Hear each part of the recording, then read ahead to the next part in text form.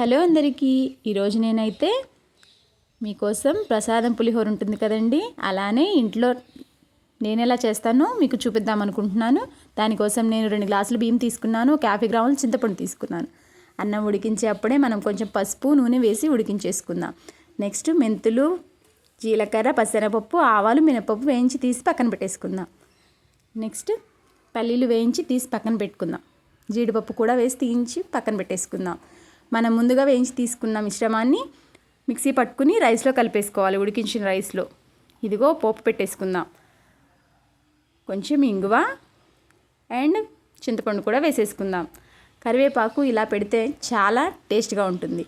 కొంచెం బెల్లం, మీ రుచికి సరిపడా ఉప్పు, కొంచెం పసుపు యాడ్ చేసుకుని ఇదిగో ఇలా నూనె పైకి తేలేంత వరకు వేయించి తీసి పక్కన పెట్టేసుకోవడమే.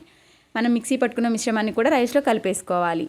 నెక్స్ట్ మన పోపు కూడా కలిపేసుకున్న తర్వాత పల్లీలు అండ్ జీడిపప్పు వేస్తే మన ప్రసాదం పులిహోర రెడీ అయిపోయింది. Thank you for watching. Please అండి లైక్ చేయండి, షేర్ చేయండి, సబ్స్క్రైబ్ చేయండి.